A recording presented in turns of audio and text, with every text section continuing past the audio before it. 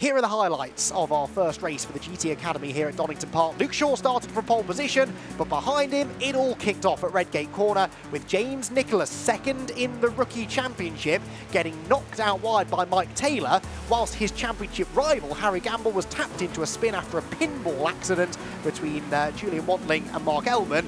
For a moment, it didn't look like the top two in the Rookie Championship were both out of the race, but Gamble continued. Nicholas was still running. This was the contact that he had with Mike Taylor, bang into the side of James's car. He was not very happy with that contact, but he was about to get a whole lot less happy when he arrived at the middle part of the Craner curves, only to find that the steering had broken and his car wouldn't turn. So having already lost some time, it quickly became apparent that his race was over altogether, and his car bounced across the grass, thankfully avoiding the barriers. The red flag was thrown upon the restart. Luke Shaw did it again and managed to hold on to the lead from a quickly patched up Mike Taylor's car in second position. That car, though, was not handling well. He locked up into McLaren's. Thomas Balfe came through into second place, and the impressive Amy Tomlinson, the leader of the GTA class. Mike Taylor would later retire down at the chicane, whilst Gareth Thomas was the fastest man on track for much of the middle part of the race. Here he was, taking out a bollard on his way past Mark Ellman. Then within the GTA class battle, Julian Wantling moved into second place ahead of Mark Ellman just as Amy Tomlinson spun from the lead. It looked like she'd thrown away her race victory chances, but as that happened, a spin for Charlotte Lowe, who was then collected by Paul Thomas at Coppice, led to a red flag. The results went back a lap. It didn't affect Luke Shaw. He held on to his rookie class victory, but Amy Tomlinson re-inherited the win in the GTA class in the first race of the weekend at Donington.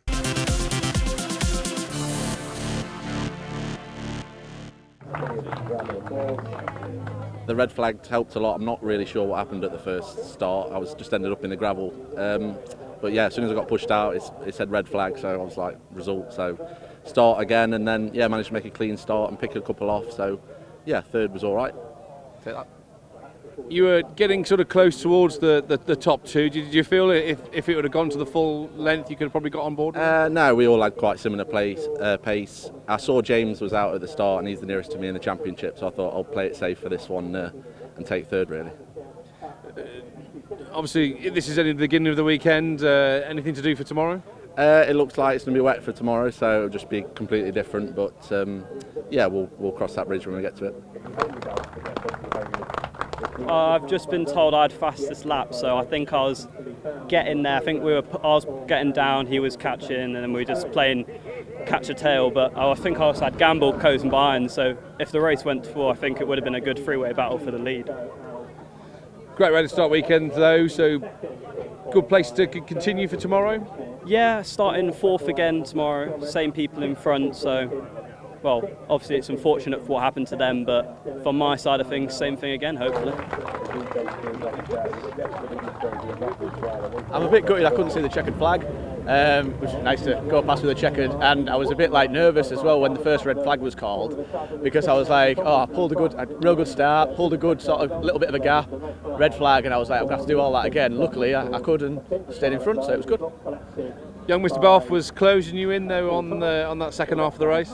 Yeah, he was, yeah. I was just managing the tyres really. I wasn't pushing, it was just nice lap after lap after lap, just steady away, and I thought that was the best way to do it. I saw Tom where he was and I wasn't worried. I can't believe it. I think I just got really lucky because I did have a little spin on the last lap, so the red flag meant they brought it back. So, but really, really happy. It's my overall top finish, so really pleased with that. You had Mark in your mirrors for a lot of that race, but you were able to sort of keep him at bay for most of it? I was watching Mark probably for the whole time. Just kept watching him. He was all over me. And I just thought, oh, he's going to get me at some point. And I was just quite fortunate that they brought the red flag out. But yeah, Mark is a force to be reckoned with for sure. A great start to the weekend. Still some more to do, and the weather may change tomorrow. Really good start to the weekend. Bit nervous in case it rains for tomorrow, but we'll see what happens. But this is what happened in the second race of the Ginetta GT Academy Championship at Donington Park, with Luke Shaw doing battle with James Nicholas for the lead. They both knew how important it could be to get the lead into Redgate corner. Luke Shaw wanted it, but James Nicholas ultimately kept hold of it and led the field through the first corner. Amy Tomlinson had her first incident of note by getting tapped into a spin at Redgate corner. She rejoined at the back and looked to be out of contention completely.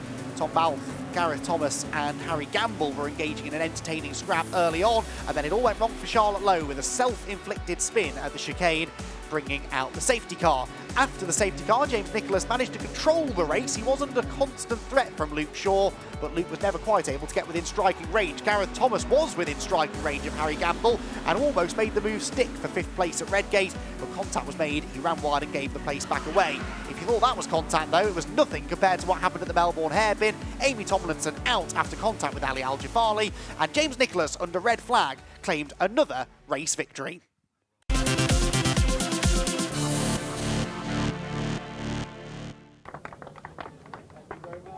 In second position was Luke Shaw.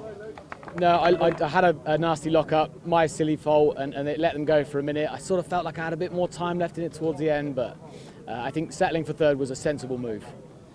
There was action behind you as well, so were you mindful of that they were looking at you, coming by behind you? I'm always told not to look at my mirrors, but I spend a lot of time in them, and I was keeping a good eye and making sure I kept a safe gap. So it was a case of controlling for the points. Did the lockup affect your tyres? Did you have a flat spot? Yeah, I kept finding the same lockup again in the braking zone, so I just backed off a few metres, which meant that was the main reason I just couldn't dare push any further. Another race this afternoon, are you looking forward to that? Is it more of the same? Yeah, very much so, 100%. I'm looking for a win. I need a win real bad and get some points back. Yesterday, with the accident that happened to DNF, was unfortunate and has put my championship chances in a bit of a wriggle, but I'm going for a win. Yeah, of the rookie car. Yeah, no, it was good. Tried to get James into turn one. I thought, I'm alongside him here. I had a really good start and just couldn't do it. He just pushed me out wide, so it was good racing. I really enjoyed it. Obviously interrupted with a safety car and then a red flag. We were able to you seemed to capitalise a bit after the restart and closed in on James. Yeah, I noticed everyone weaving and I was just thinking I might cool my tyres just to do something different.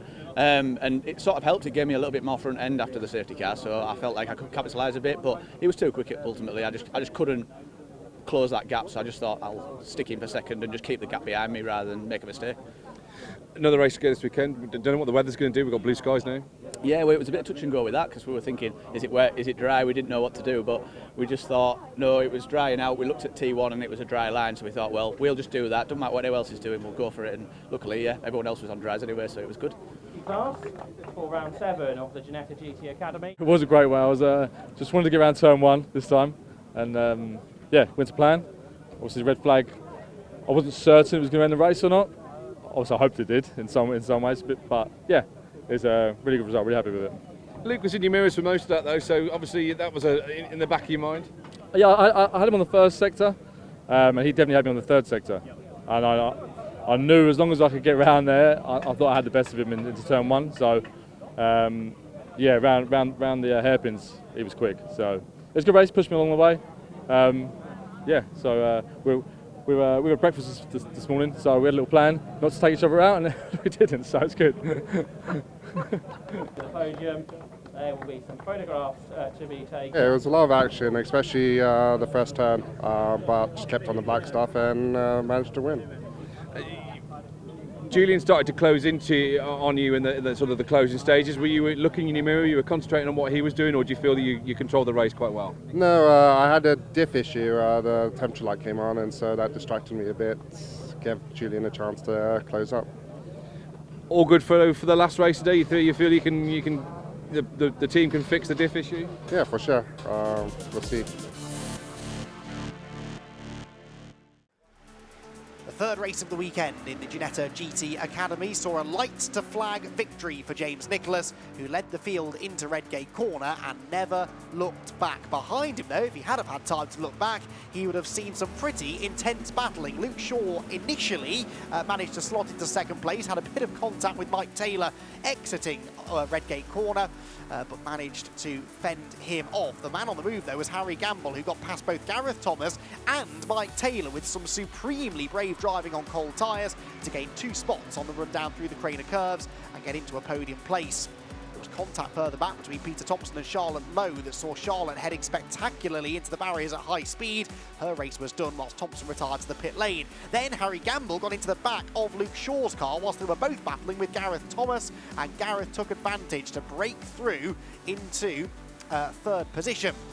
Gamble then started to attack him, eventually found a way through at the hairpin. It was actually second that Thomas had got into, then back down to third with Mike Taylor on his tail. And it wasn't until the last lap when Gareth Thomas made a big mistake down at the old hairpin that Mike was able to get back through and knock Gareth Thomas off the podium. James Nicholas, though, was victorious in the third race of the weekend, his second win of the day, his fourth of the season, to close the margin at the front of the championship.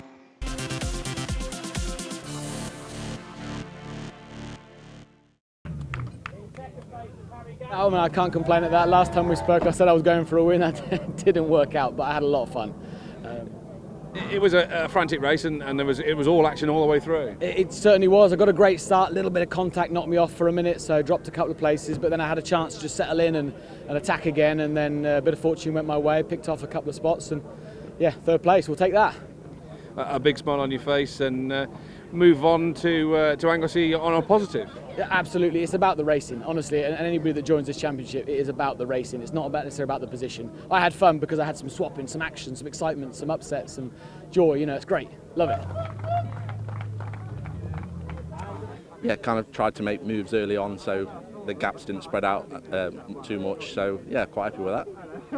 It was a bit of a frantic race, but obviously you were able to sort of pick your way through. Yeah, it was a frantic race. I just had to make moves where I could, really. Some quite robust ones, but yeah, I think they all worked out in the end. Move on now to Anglesey, a new circuit for everybody, so a new challenge for everybody. Yeah, looking forward to it. I've been around there once already, so yeah, it's a track I quite like, so yeah, I'm looking forward to it. Much better day today, so yeah, I'm really pleased. After yesterday I was fuming, I didn't sleep well, thinking about obviously losing on the first bend in the first race, so yeah, I made up for it today, and yeah, I'm so pleased. You seem to be able to gap the guys behind you and sort of and pull a decent gap and sort of do your own race. Yeah, I mean the idea is try and pull up gap and don't push it. That's kind of all I always try and do. No track limits, as long as there's a gap, just maintain the gap, don't try and push on. So I'm in fastest laps in the back of my head a little bit as well, but it's not worth the point sometimes just to keep the win. So yeah, I keep checking my mirrors, check at the pit board, make sure it's over a second 1.5, and I was pleased, yeah. Move on to a new circuit for everybody, so that's got to be a leveller for you as well. Yeah, we're at Anglesey next, never been there before, gonna get on the sim when I get home,